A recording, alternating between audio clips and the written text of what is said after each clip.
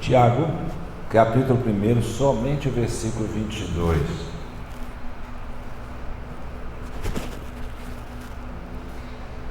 A palavra de Deus diz assim: tornai-vos, pois, praticantes da palavra e não somente ouvintes, enganando-vos a vós mesmos.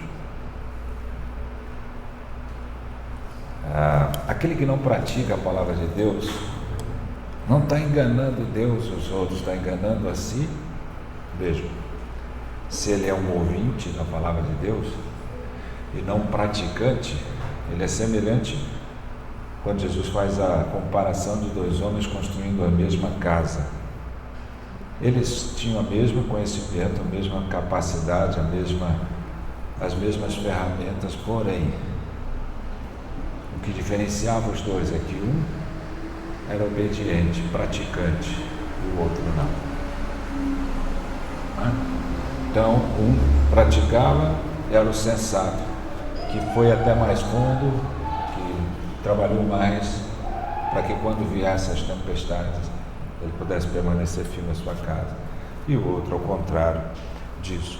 Quando a gente fala de dízimo, e não é algo que é tão tranquilo, tão fácil de se falar, para pastores, eu coloco nessa. Às vezes as pessoas acham que você vai nos velórios e sempre alguém pede para você falar e pregar como se fosse algo tranquilo. Nunca é. Assim como também nunca é fácil e não deixa de trazer um certo constrangimento falar de dízimo e oferta. Para outros é mais simples, para mim nunca foi. Agora, a questão do dízimo não é uma questão, às vezes, e você tem que ensinar isso. Às vezes as pessoas pensam que quando você fala de dízimo e oferta, você está falando apenas sobre sustento da igreja. Eu acho que dízimo é muito mais do que isso. Dízimo é uma questão pessoal, entre cada um de nós com Deus. Muito pessoal, que vai determinar até que nível de obediência e prática você tem na palavra, não. Não é uma questão de quantidade. É uma questão de fidelidade, de obediência, de compromisso, de sinceridade, de integridade. É o teste maior das nossas vidas, sim, e o Senhor sabia, porque somos muito apegados às coisas que temos. E Ele quer entender se nós entendemos que vem dEle. Nós temos falado sobre o Espírito Santo de Deus. Tanto, e está cheio do Espírito Santo. Até comentei na terça-feira, quando o apóstolo Paulo fala: não vos embriagueis com vinho, mas enchei-vos do Espírito Santo. Ou seja, ele está fazendo uma comparação. Quando você toma álcool, você fica embriagado, você fica sob o domínio, a influência do álcool. Então ele está dizendo, em vez de você ficar sob a influência do álcool, ou qualquer coisa que seja, fique sob a influência do Espírito Santo. Seja dominado e influenciado pelo Espírito Santo. Seja ele a sua embriaguez. E o que é isso, ficar cheio do Espírito Santo? Às vezes as pessoas acham que ficar cheio do Espírito Santo tem a ver com quanto nós temos de Espírito em nós. Em termos de quantidade, mas ficar cheio do Espírito Santo não tem a ver com quanto nós temos do Espírito em nós, tem a ver com quanto o Espírito tem de nós. Não é o quanto eu tenho do Espírito Santo, é quanto o Espírito Santo tem de mim.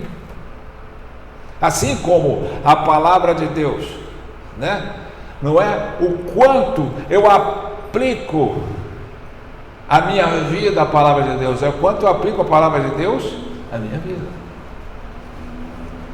Tem muita gente tentando adaptar, adequar, alicerçar a sua vida, o estilo de vida à palavra de Deus, ao invés de alicerçar a palavra de Deus à sua vida.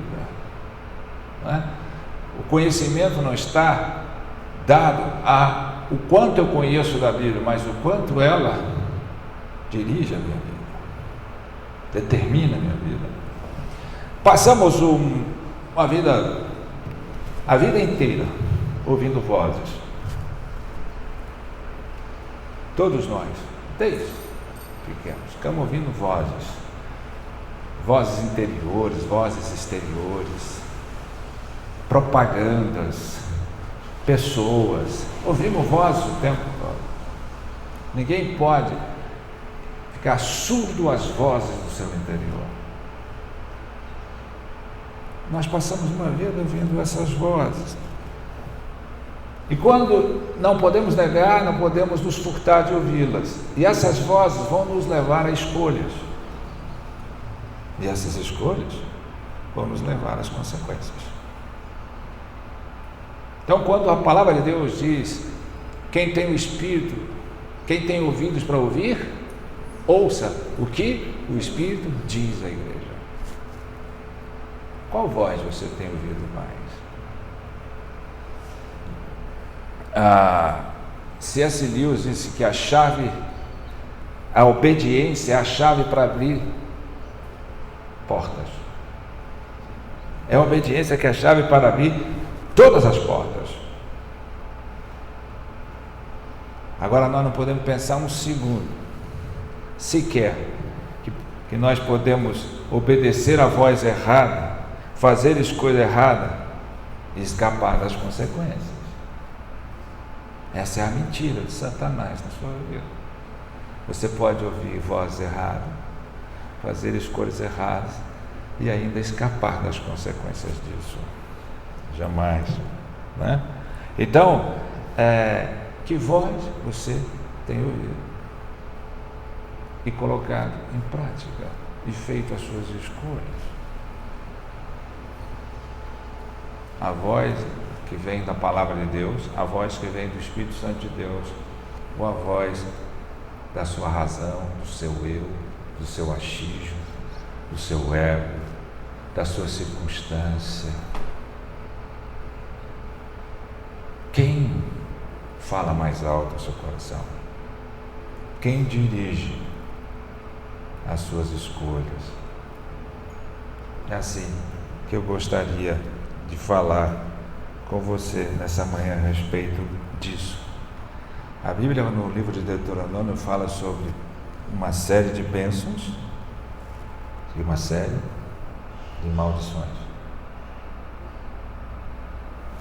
A obediência leva a bênção. A desobediência vai levar a uma vida realmente encrencada. Então, quando a gente fala disso, a gente não está falando apenas de sustento, apenas de coisas administrativas, apenas de regras. Nós estamos falando de um princípio de uma relação pessoal de cada um. Porque a porta que abre, a chave que abre as portas para o reino, para a perdição, chama-se obediência. E nós obedecemos às vozes que falam aos nossos corações. E elas vêm de todas as maneiras. Qual você está ouvindo? Ela vai fazer você fazer as escolhas. Amém? Eu só queria deixar disso, muitas vezes nós não temos falado sobre essas coisas, mas é importante. É importante. Os dois construtores, um construiu até o fundo, até a rocha da obediência. O outro construiu na areia da sua conveniência. Todos dois tinham conhecimento, todos dois tinham capacidade, todos dois tinham. O que diferenciou os dois foi a obediência. Um resolveu fazer conforme a palavra diz. O outro resolveu conforme o seu eu diz. O seu achismo diz. Então, tem muita gente, a palavra de Deus no próprio livro de Tiago diz que, de Timóteo, melhor dizendo, em Timóteo Paulo fala, o intuito desse evangelho é o amor que procede de um coração puro, uma boa consciência e uma fé não fingida.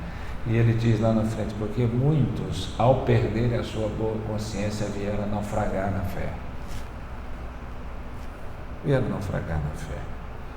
Então, todas as coisas que você é exigido a sua obediência, ela não é exigido para alguma coisa, algum propósito, senão primeiro o nível de relacionamento que você tem pessoal com Deus e nada mais. Deus prova a nossa fé, Deus testa a nossa obediência e Deus aprova a nossa fidelidade. Amém? Então, em nome de Jesus, vamos orar. E se alguém aqui ainda tem que trazer alguma oferta, faça. Mas a melhor oferta que você pode fazer para Deus, porque não é uma questão de quantidade nem de forma, diz assim, traz com alegria, né?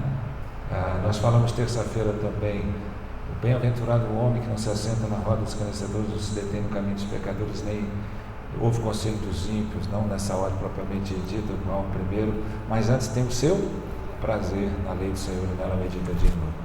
Veja que não é aquele que lê a Bíblia.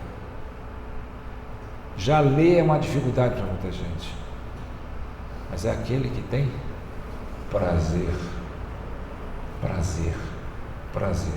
Terça-feira o irmão falou, é hábito. Hábito é uma coisa que você disciplina, não é prazer mesmo. A gente ouviu isso do dia. E é interessante. Prazer mesmo, alegria. Aquele prazer que você tem de estar lendo e de estar degustando um belo de um banquete espiritual na sua vida. Amém? Vamos orar.